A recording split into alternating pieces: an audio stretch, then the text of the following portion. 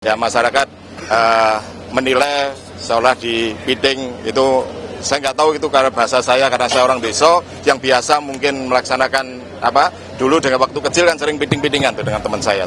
Panglima TNI Laksamana TNI Yudo Margono meminta maaf terkait bahasa Piting yang dipakai untuk mengamankan masa pendemo yang menolak proyek Rempang Eco City di Pulau Rempang, Batam.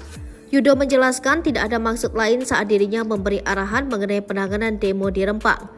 Ia juga memahami pengertian bahasa Piting di masing-masing daerah bisa berbeda, sehingga menimbulkan pengertian yang beragam. Yudo menjelaskan kata memiting yang dipakainya untuk memberikan arahan penanganan demo anarkis dan bukan bertujuan untuk melakukan kekerasan seperti yang diartikan banyak orang. Kata memiting dipilihnya lantaran sewaktu kecil di desa tempatnya besar, kata itu sering diucapkan untuk melerai seseorang yang sedang bertengkar. Jadi memiting ini tujuannya untuk memisahkan atau melerai, agar orang yang dipiting itu bisa mengontrol emosinya yang sedang berapi-api, ujar Yudo. Namun sekali lagi, saya mohon maaf atas ucapan itu yang seharusnya tidak saya ucapkan, sambung Yudo.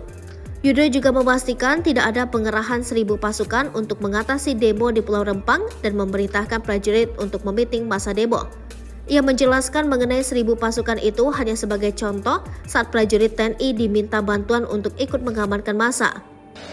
Karena kemarin itu saya menjawab pertanyaannya dari Pangdam, ya saya sampaikan umpama kan. Tidak ada saya mengerahkan pasukan, karena memang nggak ada permintaan untuk pengerahan pasukan yang sebanyak itu.